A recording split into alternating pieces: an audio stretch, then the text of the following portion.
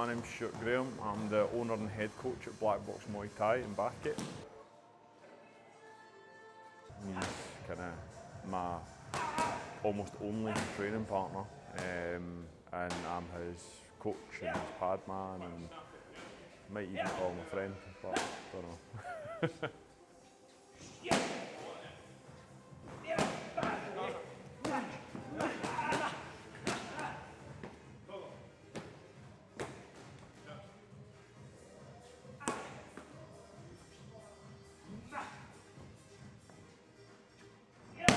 So on the 27th of February, Charlie's going to be fighting on the Rebellion promotion through in Glasgow against a guy called Keith Middleton, who's a mainstay of the Scottish Muay Thai scene, British Muay Thai scene, for the WMO British title.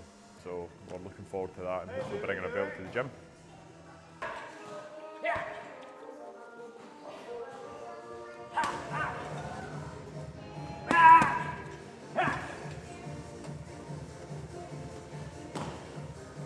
Hi, I'm Charlie McGhee, Muay Thai fighter out of Black Box Muay Thai and the Griphouse gym. How long have you been fighting for, Charlie? Fighting Muay Thai, I had my first fight at the age of 30. I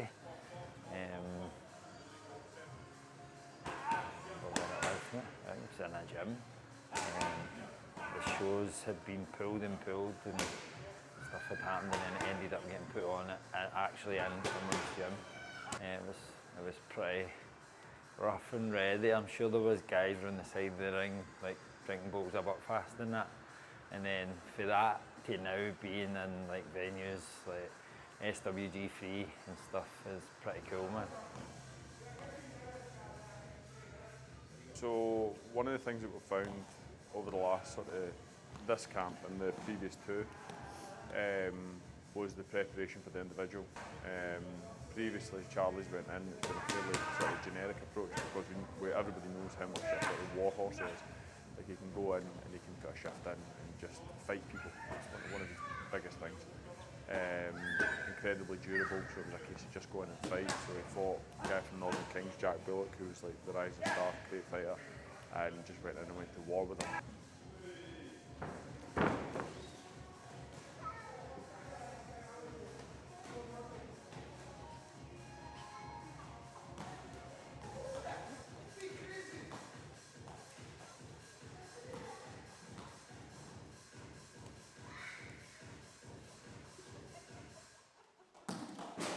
Still on the board, mate. So going to be our first champion on the board as well. Charlie next week, that's it, easy money.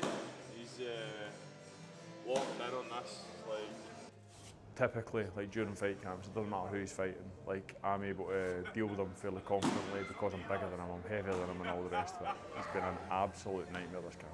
Like see just trying to deal with the pace, the output, the sheer volume, the intensity, and this power that he's found for somewhere. It's not nice.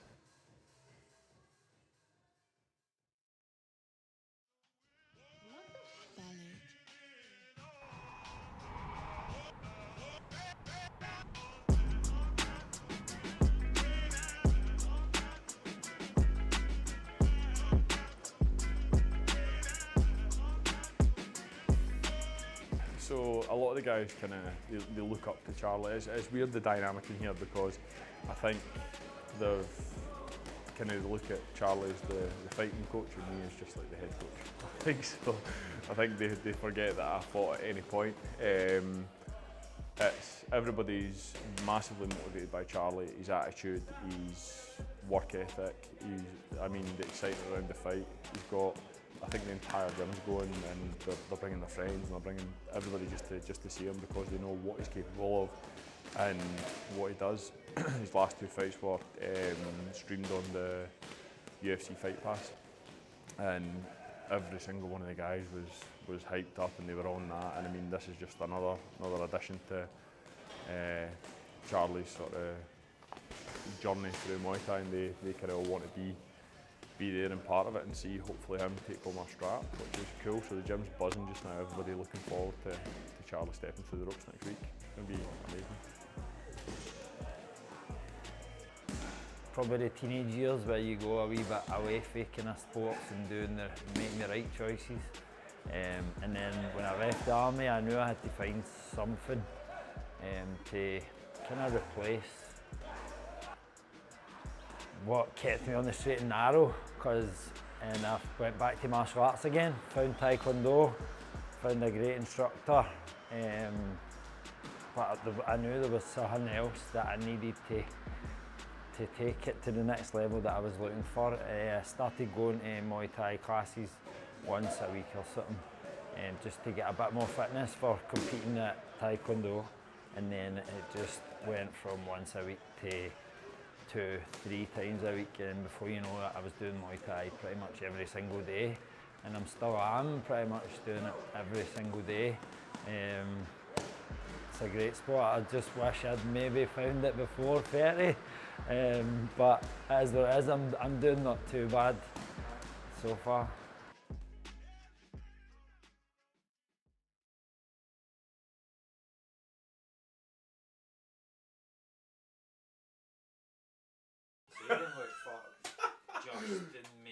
Justin was like that, literally like that. We need the phone. Come to you right again. Is that better? No. No. Advice. Get the advice. You need to keep your hands up, please. Oh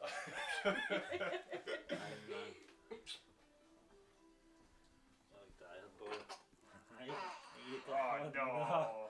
You want to come to the fights, eh? You want to come to the fights? Don't do it. Right, homie. See you later. And I'll see you at the fights. Yes. Go on. Shall see you there. See you there.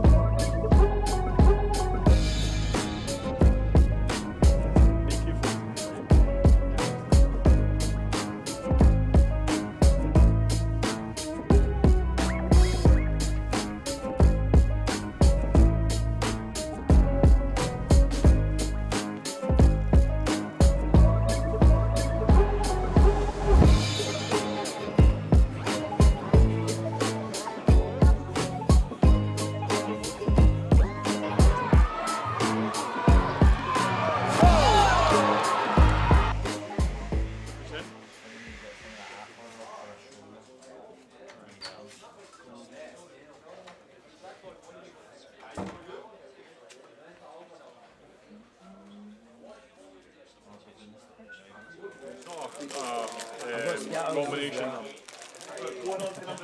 Oh, you're speaking my language. On there, you know what I'm saying? To make it round. Yeah. Oh man. But don't feel like I have a fight, then you're really big and fight calm, you know. Yeah, one on.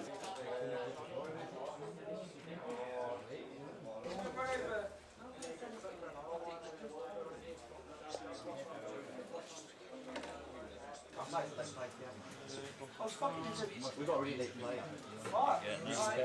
Right. You making an offer?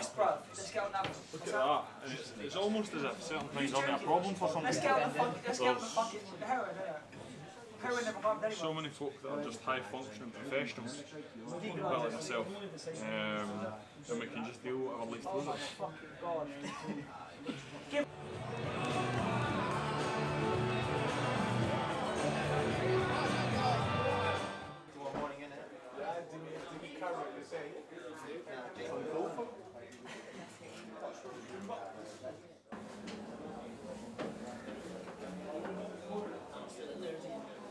It's always going to be a challenge. Everybody presents their own problems to try and solve, and solving them under pressure is always, well, kind of, maybe there's a wee bit of luck on your side, or you figure it out a wee bit quicker than your opponent.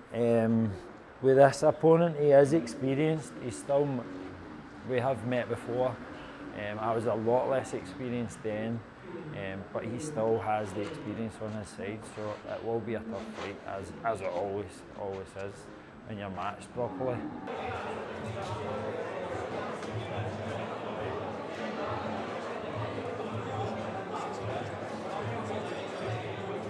The biggest thing is I don't know how to maybe put any words for myself.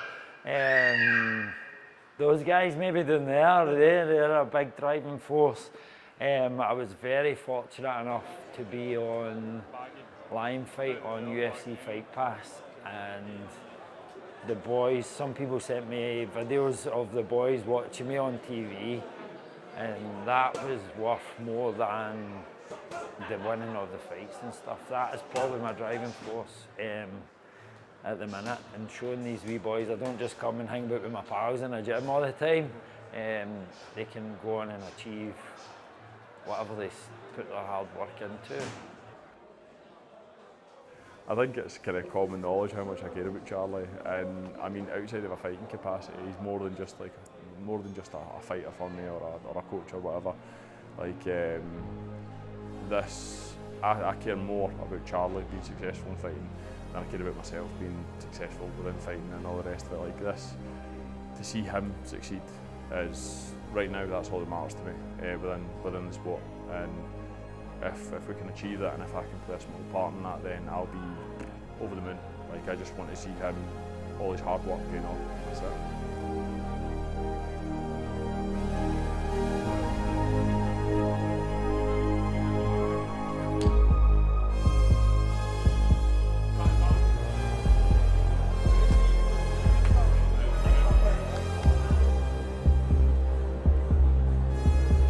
Very fortunate position I'm in, through nothing but turning up all the time, just going and doing Muay Thai every day, and it's put me in this position that I'm in. I feel very lucky to be in it, and hopefully we can get this belt on Sunday, and it'll be paying off and giving us even better positions to be in afterwards as well.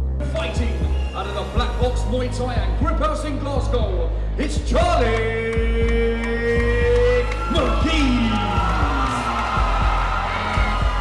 Going back to family and that, there's always added pressure when you're, even maybe more so because you're in here coaching, telling them do this, do that, and then you're going to a fight and maybe you're doing something totally different from what you've been trying to tell them to do. So there is an element of that, but you can't dwell on all that stuff. You've got to switch all of that off and become, especially come fight day, anything that doesn't need to be in your head, you need to get rid of it. You're there for one reason and one reason only.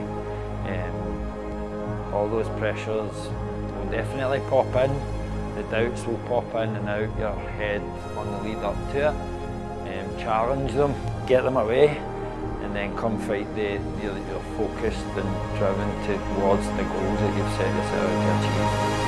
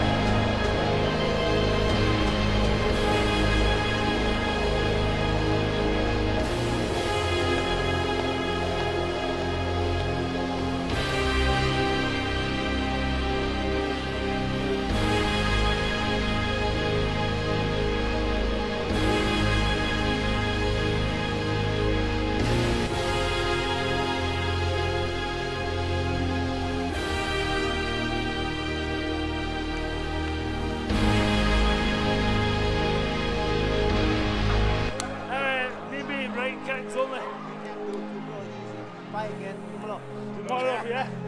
Thank you, dear. I know, but I'll take it, mate. I'll take it. Give me that fucking bell. T-shirt. Aye, mate, they get cold in it.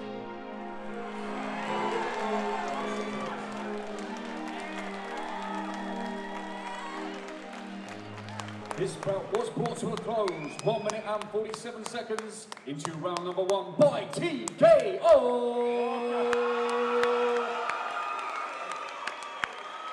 For your winner and new WMO British title champion, in the blue corner, Charlie McGhee! A huge round of applause for Keith Middleton. Ladies and gentlemen, once again, your new WMO British title champion, Charlie McGhee.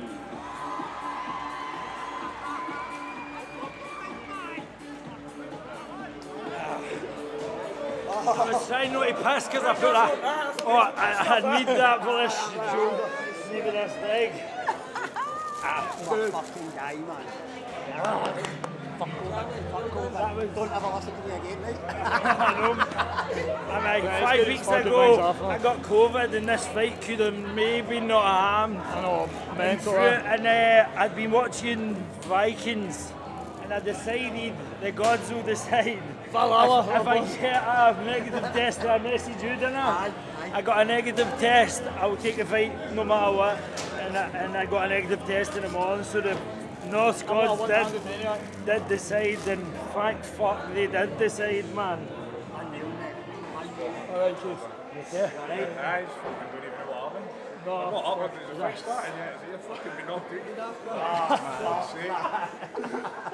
It's wondering because it's like an overhand there. It's like you're in a dream. It's like, what's happened? Aye. Fair play, mate. Well done. Cheers, Keith. I got the Next one. The next one. Coming back. You walk out with that man as well, man. Scotty needs to walk out with that behind you. Scotty's one there. I suppose I should try and maybe go and see my wife. Amazing. Absolutely amazing. That's the old bag, alright? So quick. Oh, Linda's like, oh, that's that. God's sake, she's desperate to see you. She's been back to Spain. He's back. I could see me missing a couple of days. I was like, I'm going to do this again. Rush. I just dropped the right hand and then I thought, I'll try it. Boom. I thought it was done, mate. Alright, mate. We got that. What do we need to do? Hey, boys, come on, mommy.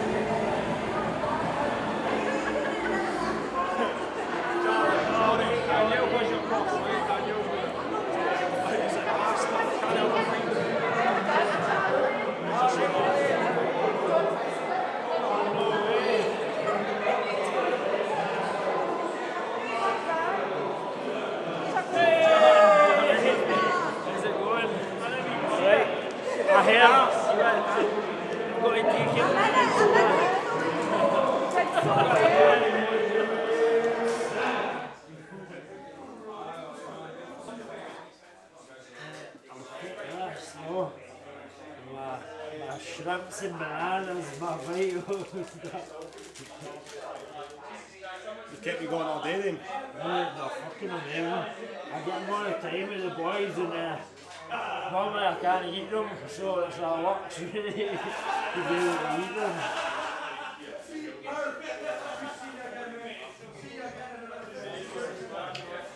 The rest of the video was more. Yeah, I got in the taxi with him, I remember you were another one. You're like, oh, and all that. Gave him access.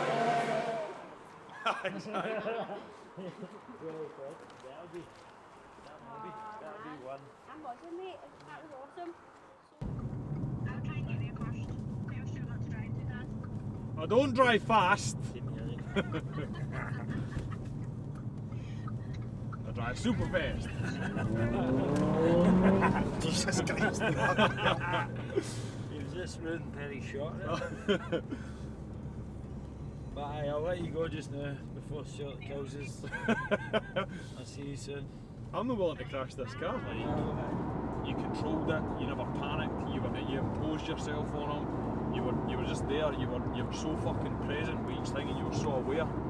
And that doesn't that's the sign of like an elite fucking fighter, and that's what you are like. And the fucking you've got to be able to prove it. Like, see when you turn around, you could see all like your family there, like your cousin and all the rest of it. Like, you could see how fucking like just genuinely happy they were. Like, loads of people get excited by fights and stuff, but nobody really gives a fuck. Well, what results? Like, you know what I mean? They're not emotionally invested in it. But see when you turn around, you see somebody who's properly fucking emotionally attached to it. It's fucking see Danielle. Hi, Alfie. Hello. Where you at?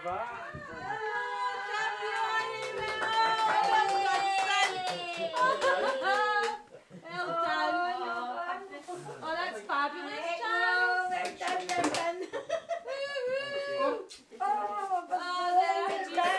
you see what Danny's got? A big What's that? This is why you got that. Oh, wow. That's great. Shadows. You want it, Charlie? Oh, you want to try one? You need this one. Socks, or is that Try one. No. You try. You want a shot out? Best boy. Why you Bill? Make a bit. Which means you get to wait for even longer. Aye, I get to keep it. Hold it forever.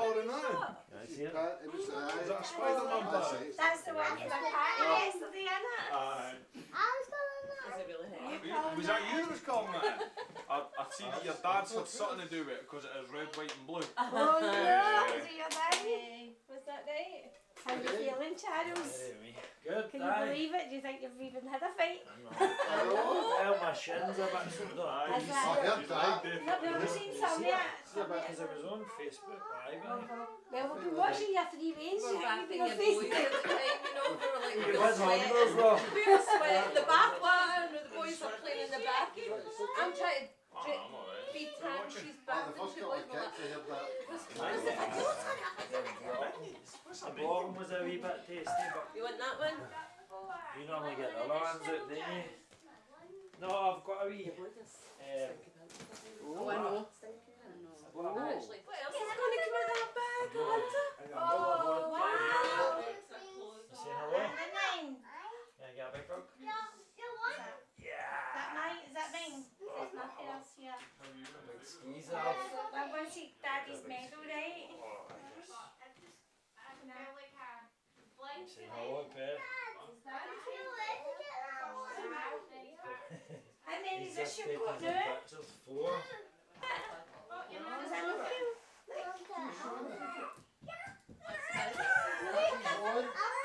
That's Alfie's Sophie. Is it a bell? Is it a That yours? These are mad.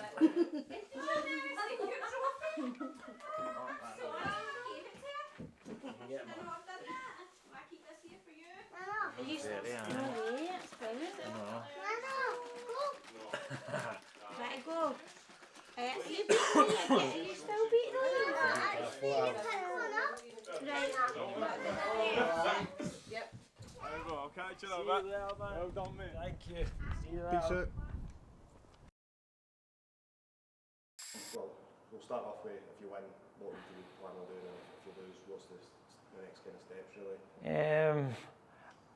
Both of them the same. I'll be back in the gym on Monday, win or lose, broken face or not. I will be back in the gym on Monday doing Muay Thai and continuing to try and get better.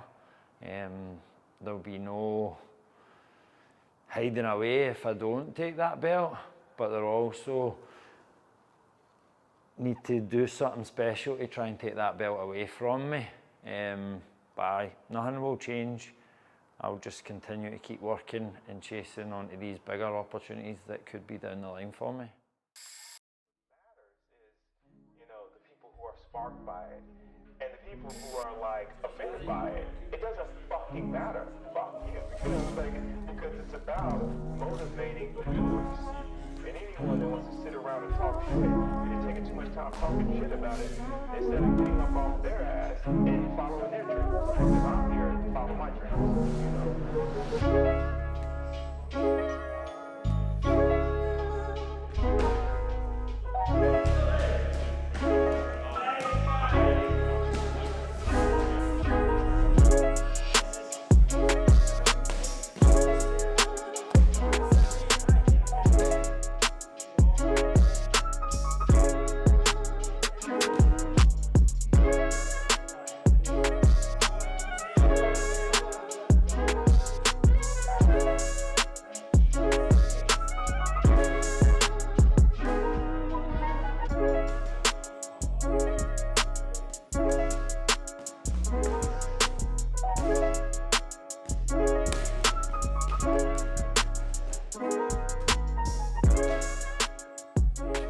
Everybody has them, no matter if you're a fighter or just self-talk, I think is the proper term for it.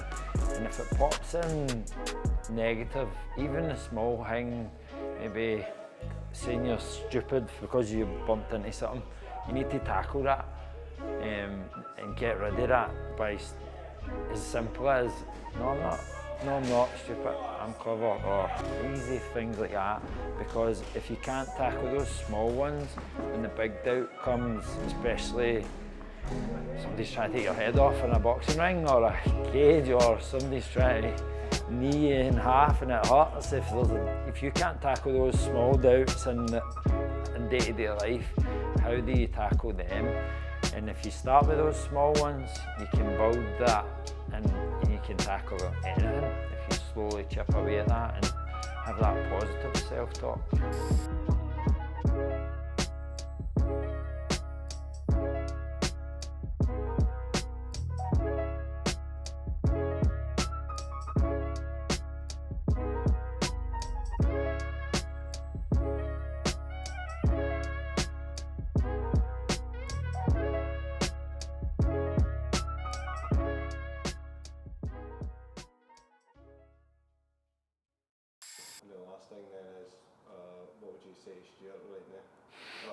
What's our future message to Stuart? A future message to Stuart? Stop kissing me when I win these fights.